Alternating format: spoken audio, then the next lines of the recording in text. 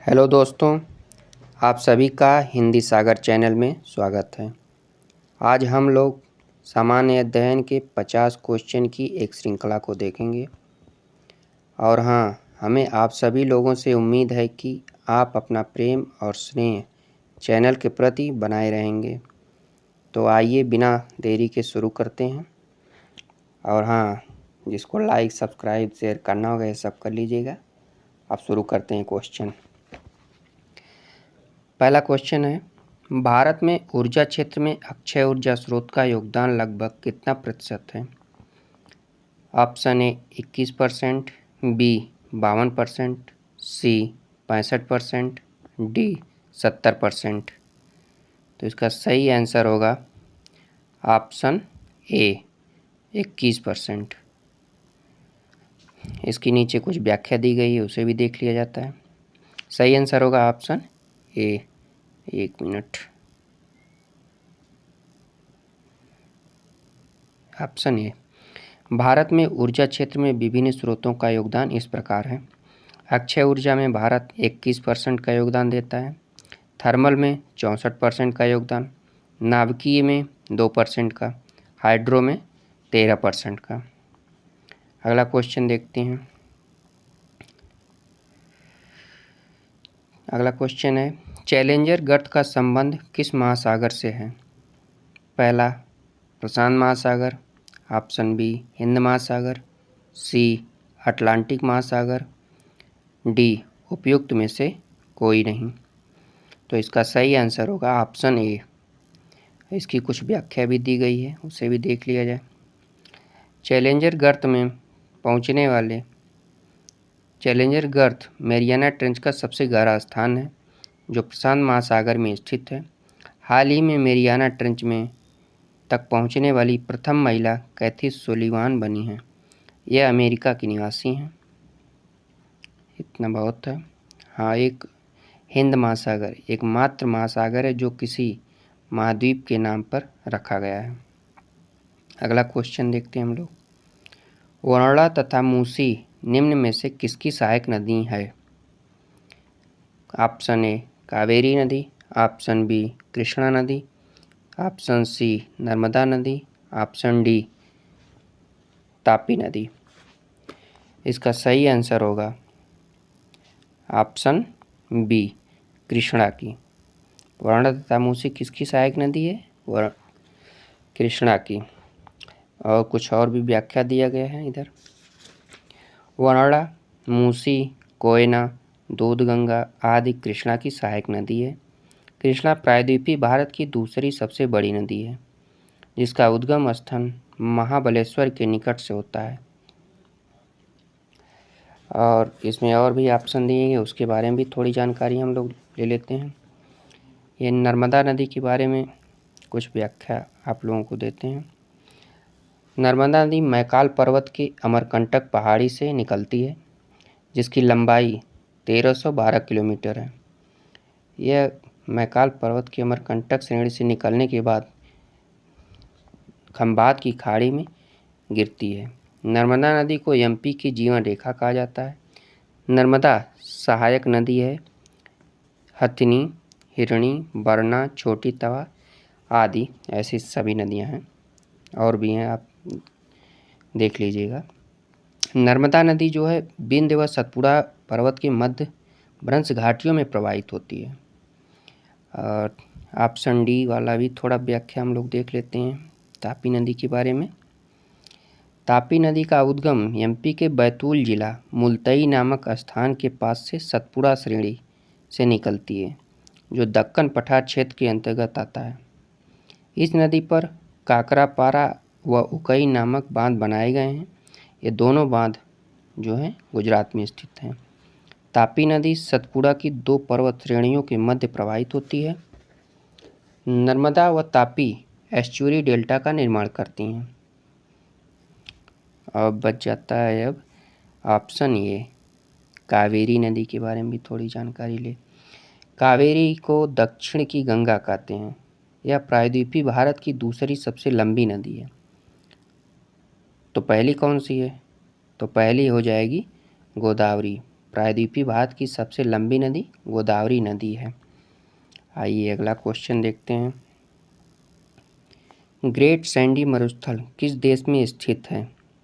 Option A Japan, option B Britain, option C Kenya, option D Australia.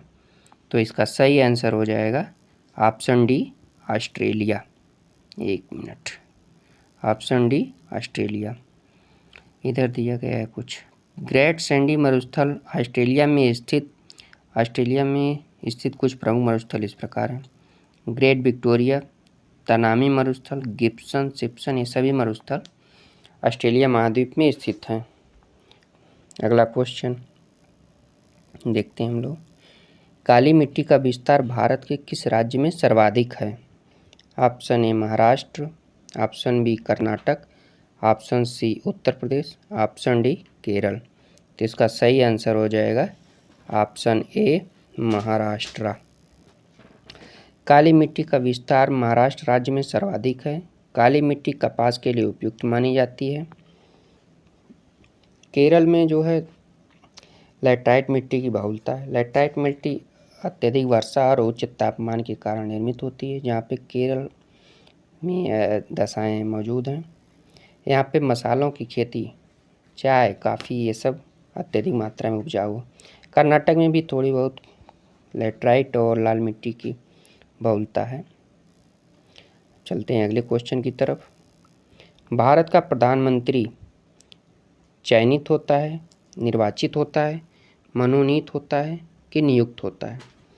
तो ये option D सही है, इसका आंसर है नियुक्त होता है। अगला क्वेश्चन देखते हैं हम लोग। भारत शासन अधिनियम 1935 द्वारा स्थापित संघ में अवशिष्ट शक्तियाँ किसे प्रदान की गई थी? गवर्नर जनरल को, प्रांतीय गवर्नर को, प्रांतीय विधानमंडल को, संघीय विधान सभा को। तो इसका सही आंसर हो जाएगा ऑप्शन ए गवर्नर जनरल को। 1935 के अधिनियम से कुछ तथ्य को हम लोग जान लेते हैं। भारत सरकार अधिनियम 1935 द्वारा स्थापित संघ में अवशिष्ट शक्तियाँ गवर्नर जनरल को प्रदान की गई थी। और इसके अलावा भी कुछ फैक्ट हैं जो हम लोग चलिए देख लेते हैं। 1935 अधिनियम के द्वारा प्रांतों से द्वैध शासन का समाप्त कर दिया गया तथा केंद्र में द्वैध शासन को लागू किया गया। 1935 अधिनियम के अंतर्गत ही ब्रिटिश भारत में बर्मा को भारत से अलग कर दिया गया तथा उसी समय 2 नए राज्यों का गठन भी किया गया, जो इस प्रकार हैं, सिंध व उड़ीसा। इस अधिनियम के द्वारा एक संघीय न्यायालय की स्थापना की गई 1935 में ही, और संघीय न्यायालय अपना औपचारिक रूप से कार्य करना स्टार्ट किया 1937 में। नेहरू ने 1935 अधिनियम के बारे में कहा कि यह ब्रेकों वाला इंजन रहित गाड़ी के समान है। आइए अगला क्वेश्चन देखते हैं। एक मिनट। अगला क्वेश्चन है, जवाहरलाल नेहरू ने निम्न में से किस अधिनियम को गुलामी की दास्तां की संज्ञा दी?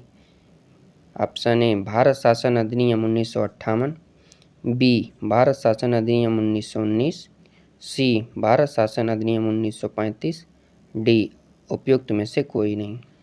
तो जवाहरलाल नेहरू जी ने भारत शासन अधिनियम 1935 को गुलामी की दास्तां की संज्ञा दी थी। भारत शासन अधिनियम 1935 को जवाहरलाल नेहरू ने गुलामी का चार्टर बताया था, जबकि मदन मोहन मालवीय ने इसे अधिनियम के अंदर से खोखला बताया। अगला क्वेश्चन देखते हैं हम लोग। संविधान के निर्माण के लिए गठित संविधान सभा का प्रतीक चिन्ह क्या था? गुलाब, कमल, हाथी, तिरंगा। तो इसका सही आंसर होगा ऑप्शन सी तिरंगा। भारतीय संविधान सभा का गठन 9 दिसंबर 1946 को किया गया था। यह तो आप सभी लोगों को पता ही होगा। बिना देरी के अगले क्वेश्चन पे चलते हैं हम लोग। संविधान के किस भाग का संबंध केंद्र शासित प्रदेश के प्रशासन से है? भाग 5, भाग 6, भाग 7, भाग 8। सही आंसर इसका होगा ऑप्शन डी भाग 8 में। संविधान के भाग 8 में केंद्र शासित प्रदेश के प्रशासन के बारे में वर्णन किया गया है, जबकि भाग 4 में राज्य के नीति निर्देशक सिद्धांत के बारे में बताया गया है। 11वां क्वेश्चन देखते हैं। वन्य जीव संरक्षण निम्न में से किसके अंतर्गत आता है?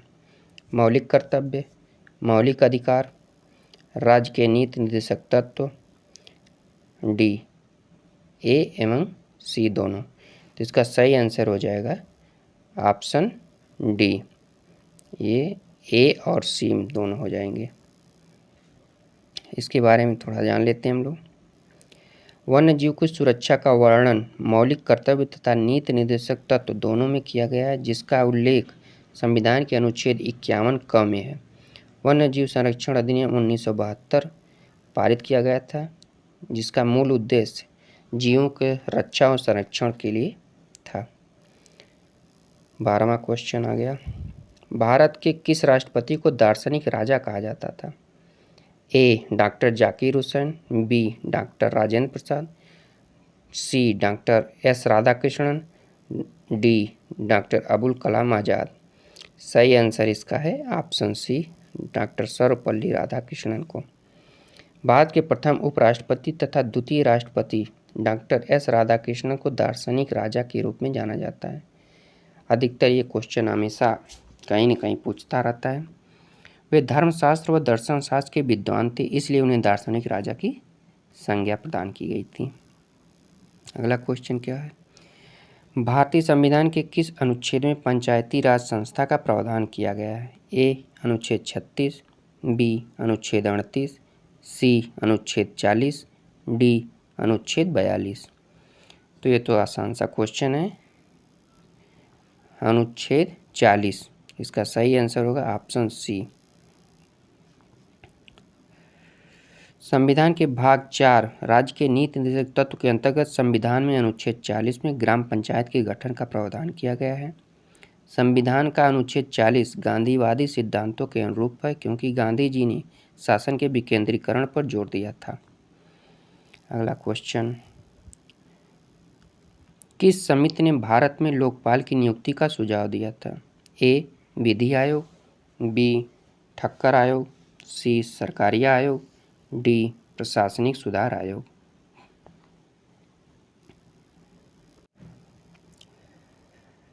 अगला क्वेश्चन देखते हैं हम लोग। पन्नालाल घोष का संबंध किस वाद्य यंत्र से है? ए शहनाई,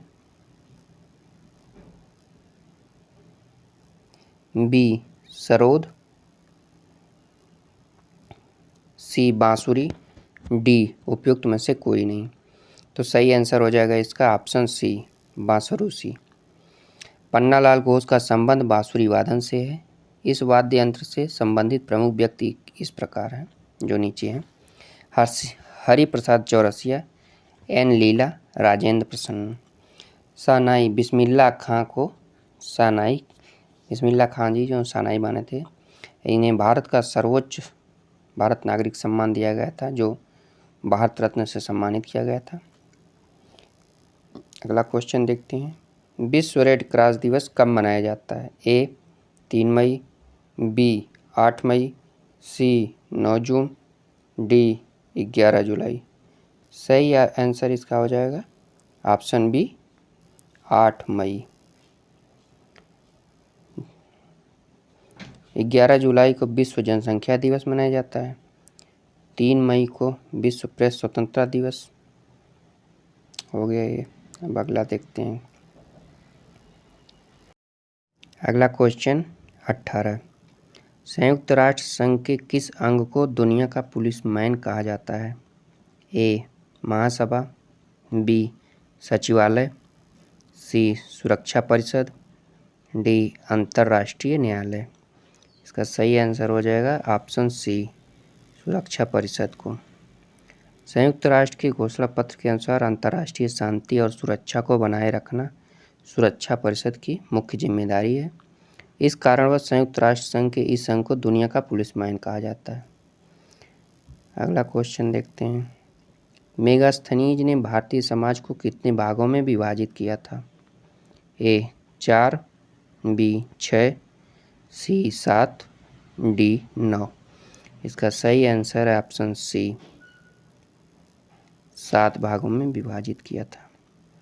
आप लोग ये व्याख्या देख लीजिएगा वीडियो रोक के। अगला क्वेश्चन देखते हैं। स्वामी विवेकानंद के द्वारा बेलूर मठ की स्थापना कब की गई थी? Option A 1897, B 1896, C 1887, D 1886। सही ऑप्शन इसका हो जाएगा ऑप्शन ए 1897 में। 1 मिनट रुकिए आप लोग। 1897 में। इसकी थोड़ी व्याख्या हम लोग देख लेते हैं। बेलूर मठ की स्थापना 1897 ईस्वी में स्वामी विवेकानंद के द्वारा किया गया था। 1896 ईस्वी में इन्होंने रामकृष्ण मिशन की स्थापना की थी। कुछ और भी प्रमुख संस्थाएं हैं जो आइए देखते हैं। आत्मीय सभा राजा राम मोहन राय द्वारा स्थापित किया गया था। वेद समाज की स्थापना केशव चंद्र सेन के द्वारा। शारदा सदन की स्थापना रमाबाई जी द्वारा किया गया था। और विश्व भारती की स्थापना रविंद्रनाथ टैगोर जी द्वारा किया गया था। चलते हैं अगले क्वेश्चन पे। किस गवर्नर जनरल के कार्यकाल के दौरान नेटिव मैरिज एक्ट को पारित किया गया? A Lord Canning, B Lord Northbrook, C Lord Irwin, D उपयुक्त में से कोई नहीं। इसका सही आंसर हो जाएगा ऑप्शन बी लॉर्ड नॉर्थब्रुक। आइए थोड़ी सी व्याख्या देखते हैं। नेटिव मैरिज एक्ट को 1872 ईस्वी में पारित किया गया था। इस समय भारत के गवर्नर जनरल लॉर्ड नॉर्थब्रुक थे। कुछ समय सामाजिक सुधार अधिनियम तथा गवर्नर जनरल नीचे दिए गए हैं। आइए देखते हैं इन सभी के बारे में। शिशुवध पर प्रतिबंध वेलेज़ली ने लगाया था। सती प्रथा प्रतिबंध विलियम बेंटिक द्वारा लगाया गया था। शारदा एक्ट जो लाया गया था वो लॉर्ड इरविन के समय में। दास प्रथा पर प्रतिबंध लॉर्ड एलनबरो के द्वारा लगाया गया था। क्वेश्चन नंबर 22 को देखते हैं। मैं एक क्रांतिकारी के रूप में कार्य करता हूँ, यह कथन किसका है? सुभाष चंद्र बोस जी ने कहा था, भगत जी, जवाहरलाल नेहरू जी, अरविंद घोष। तो इसका सही आंसर हो जाएगा ऑप्शन सी जवाहरलाल नेहरू ने। जवाहरलाल नेहरू जी ने कहा था कि मैं एक क्रांतिकारी के रूप में कार्य करता हूं। और इनका एक कथन और भी था, मैं एक समाजवादी हूं। जवाहरलाल नेहरू ने कहा था कि मैं एक क्रांतिकारी के रूप में कार्य करता हूं। जवाहरलाल नेहरू भारत के प्रथम प्रधानमंत्री तथा इन्होंने कांग्रेस की 3 बार अध्यक्षता की थी, 1929 में, 1936 में, 1937 में। जवाहरलाल नेहरू को समाजवाद का प्रमुख समर्थक माना जाता है। अगला क्वेश्चन। विजयनगर साम्राज्य का शासन करने वाले शासकों का क्रम, मतलब सही क्रम में इनको लगाइए। ए सुलभ, तुलुभ, संगम, अरिविडु।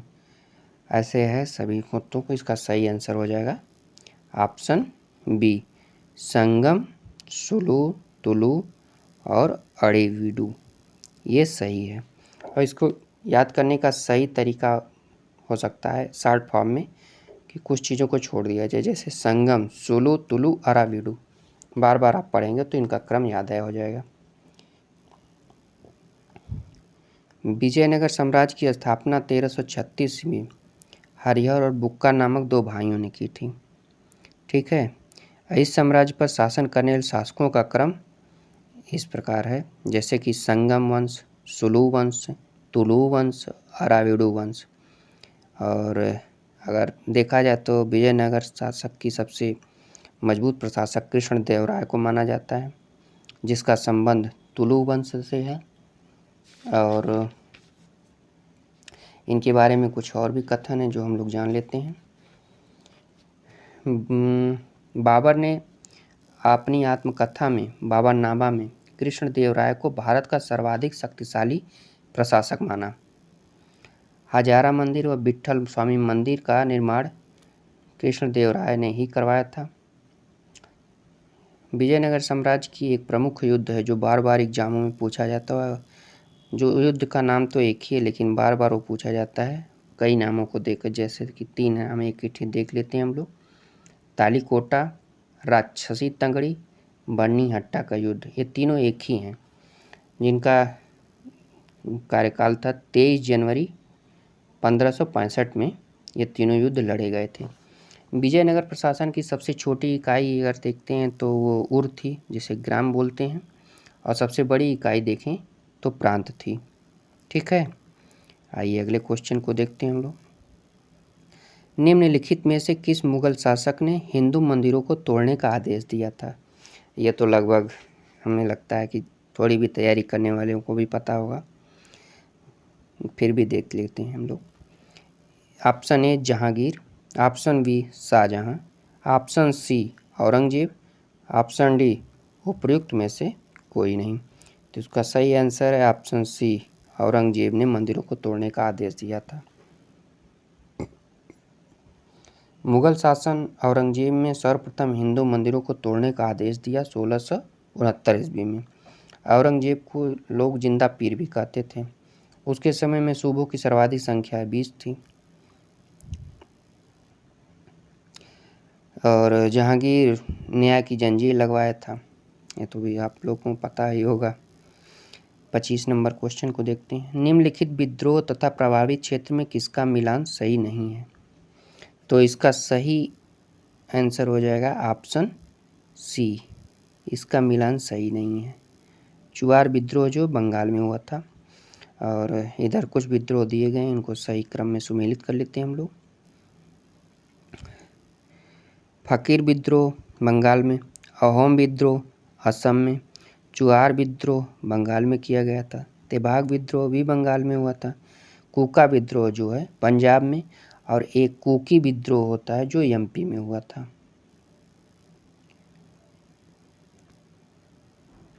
आइए अगला क्वेश्चन देखते हैं हम लोग।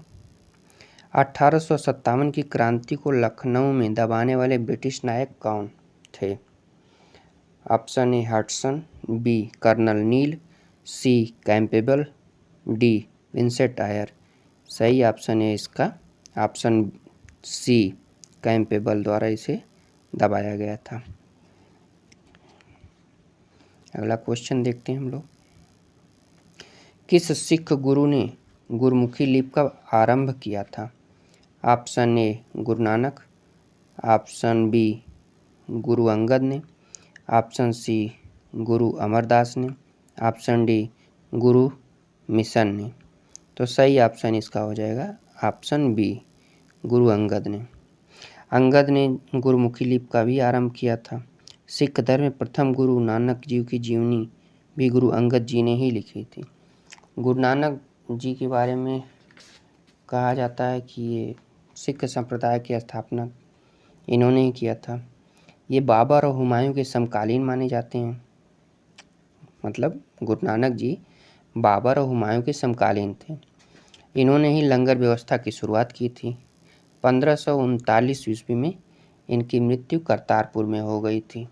अभी हाल ही में भारत सरकार और पाकिस्तान सरकार के मध्य करतारपुर कॉरिडोर बनाने का प्रस्ताव भी रखा गया है, और हाल ही में उसे खोला गया। वहाँ सिख संप्रदाय उसे बहुत ही पवित्र स्थान मानते हैं। गुरु अमरदास के बारे में कुछ फैक्ट जान लेते हैं। यह सिख के तीसरे गुरु थे। ये सिख गुरुओं के तीसरे गुरु थे क्रम में देखा जाए तो। इन्होंने एक अलग हिंदुओं से अलग विवाह पद्धति लवन की शुरुआत की थी। बस इनके बारे में इतना ही है।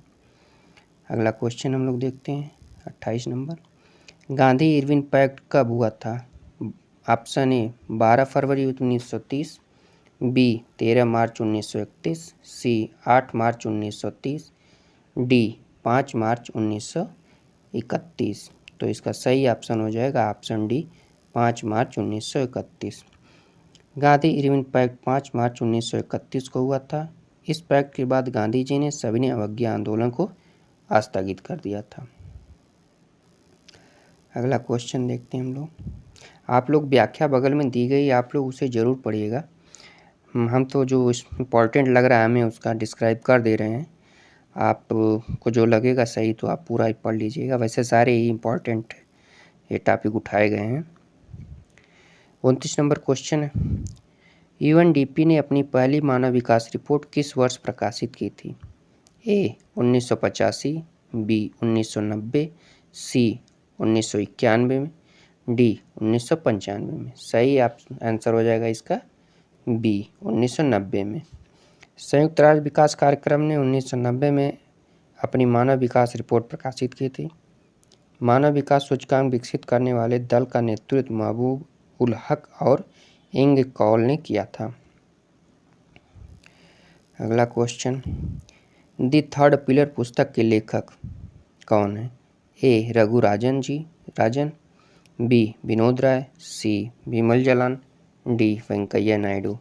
तो इसका सही आंसर हो जाएगा option A Raghuram Rajan.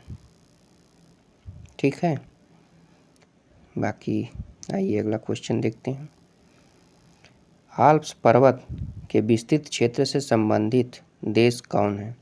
A France, B Switzerland, C Germany, D A और बी दोनों। तो इसका सही आंसर हो जाएगा ऑप्शन डी ए और बी दोनों। ये दोनों देशों के मध्य विस्तृत है। अगला क्वेश्चन देखते हैं, धान से निकलने वाली गैस कौन है? A ethane, B methane, C nitrogen, D ये सभी। तो धान और दलदली और पशुओं जहाँ जुगाली करती हैं सभी जगहों से मीथेन गैस का रिसाव होता है, निकलता है। इसमें कुछ ज़्यादा बताने के लिए है नहीं। निम्नलिखित में से ऊष्मा का सबसे अच्छा चालक किसे माना जाता है? ए पारा को, बी पानी को, सी ईथर को, डी बेंजीन को।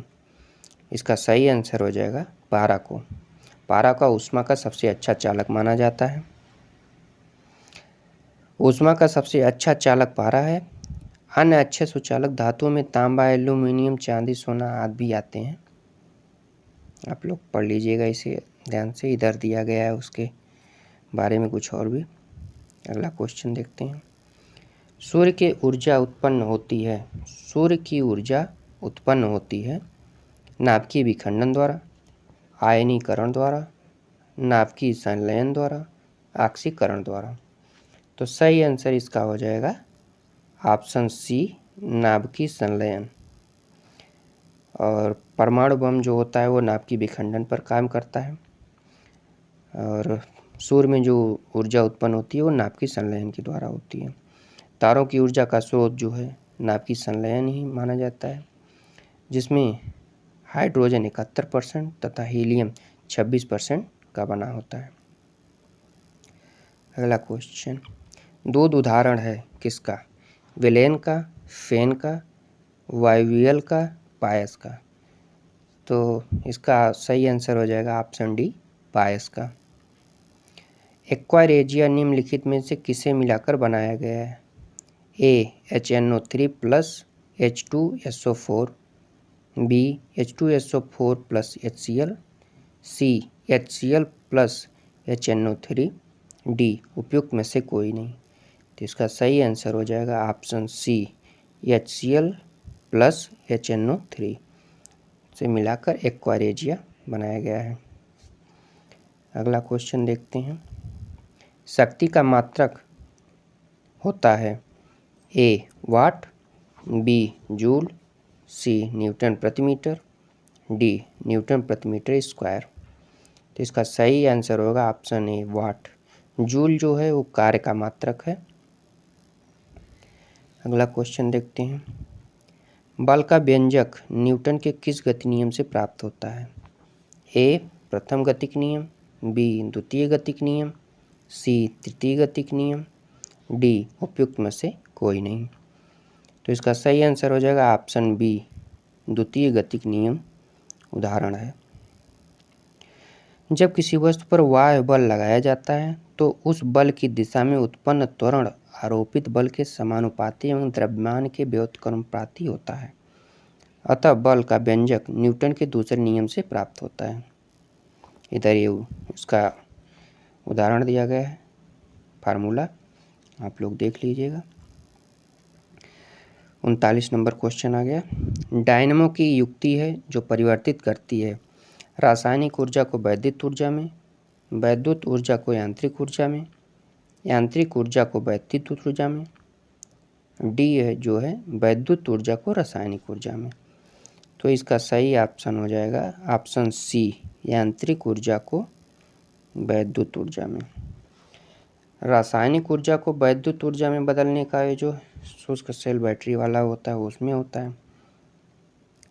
आइए अगला क्वेश्चन देखते हैं। दूध का अपेक्षिक घनत्व कैसे मापा जाता है? ए हाइड्रोमीटर, बी न्यूटोमीटर, सी लैक्टोमीटर, डी हाइग्रोमीटर। तो इसका सही ऑप्शन हो जाएगा ऑप्शन सी लैक्टोमीटर।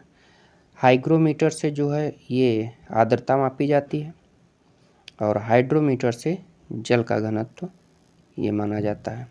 तो इसका सही आंसर हो जाएगा ऑप्शन सी। अगले क्वेश्चन पे चलते हैं। निम्नलिखित में से कौन पारिस्थितिकीय तंत्र का अजैविक घटक नहीं है? ए जीव, बी प्रकाश, सी जल, डी मिट्टी। सही आंसर होगा ऑप्शन ए जीव। इधर ये कुछ थोड़ी बहुत व्याख्या है, आप लोग पढ़िएगा, ज़रूर पढ़िएगा, क्योंकि हमें टाइम नहीं है, तो आप लोग ज़रूर पढ़िए पूरा अच्छे से। 42 नंबर क्वेश्चन आ गया। निम्नलिखित में से कौन सही कथन नहीं है? टमाटर में लाल रंग का एक कारण लाइकोपीन होता है। दूसरा है पपीते के पीले रंग का कारण सोलेनिन होता है। सी सेब के लाल रंग का कारण एंथेसाइनिन होता है। डी लाल मिर्ची के लाल होने का कारण कैप्सेसिन है। तो इसका सही आंसर हो जाएगा ऑप्शन बी, मतलब ये सही है। इसमें जो पपीते के पीले रंग का कारण होता है वो कैरिकाजेंथिन होता है। ये कैरेटीन प्रचुर मात्रा में पाया जाता है जो विटामिन ए के लिए प्रमुख स्रोत माना जाता है। बाकी जितने भी हैं वो सब सही हैं। निम्नलिखित में से कौन सा कण रक्त में नहीं पाया जाता? तो ये ऑप्शन ए लाल रक्त कणिका, बी श्वेत रक्त कणिका, सी विम्बाणु, डी प्रोथ्रोम्बिन। सही आंसर हो जाएगा ऑप्शन डी प्रोथ्रोम्बिन। प्रोथ्रोम्बिन जो है ये प्लाज्मा में पाया जाता है, जो होता है और आरबीसी और डब्ल्यूबीसी तो हमारे रक्त में भी पाया जाता है। आरबीसी हमारे शरीर में ऑक्सीजन परिवहन का कार्य करती है, जितने भी होते हैं सारे परिवहन परिसंचरण का कार्य करती है। और डब्ल्यूबीसी जो होती है हमारी इम्यूनिटी पावर यानी कि प्रतिरोधक क्षमता को बढ़ाती है। द्वितीय गोलमेज सम्मेलन का आयोजन कब किया गया था?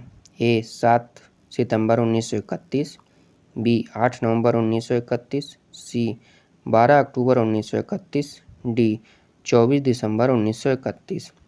इसका सही आंसर हो जाएगा ऑप्शन ए 7 सितंबर 1931 को किया गया था। द्वितीय गोलमेज सम्मेलन का आयोजन 7 सितंबर 1931 को किया गया था। इस सम्मेलन में कांग्रेस ने भाग लिया था। इस सम्मेलन सांप्रदायिक समस्या विवाद के कारण असफल रहा।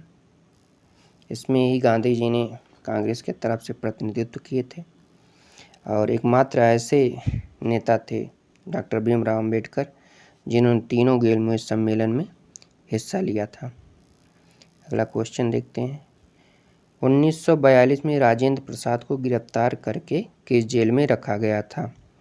ए Bhagalpur jail, B Hazaribagh jail, C Bankipur jail, D Yerwada jail. तो सही आंसर हो जाएगा ऑप्शन सी, बांकीपुर जेल में इन्हें रखा गया था।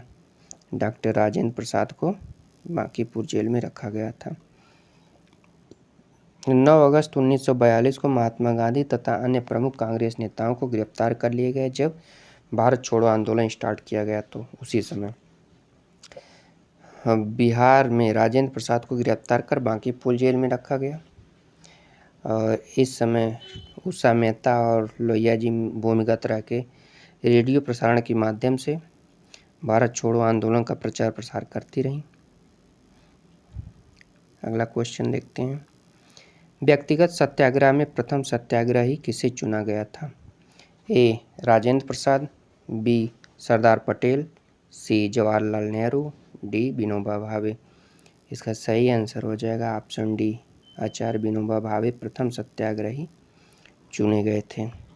अगस्त प्रस्ताव को पूरी तरह से अस्वीकार करते हुए कांग्रेस ने गांधी जी के नेतृत्व में व्यक्तिगत सत्याग्रह की शुरुआत 1940 ईस्वी में किया। इसी दौरान प्रथम सत्याग्रही के रूप में विनोबा भावे को चुना गया था। 47 नंबर क्वेश्चन, निम्नलिखित में से किसने मित्र मेला संघ की शुरुआत की थी? ए. स्वर्ण सिंह भाकना, बी. बी.डी. सावरकर, सी. जवाहरलाल नेहरू, डी. देवेंद्र नाथ टैगोर। तो इसका सही आंसर हो जाएगा ऑप्शन बी, बी.डी. सावरकर।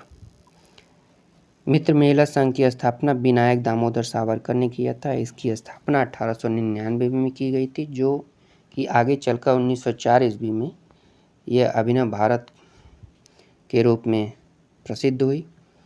यह एक क्रांतिकारी संस्था थी जिसका नेतृत्व बी.डी. सावरकर जी के नेतृत्व में संचालित हो रहा था। अगला क्वेश्चन देखते हैं। 48 नंबर क्वेश्चन, वर्तमान में कितने कंपनियों को क्रमशः महारत्न तथा नवरत्न का दर्जा प्राप्त है? ए.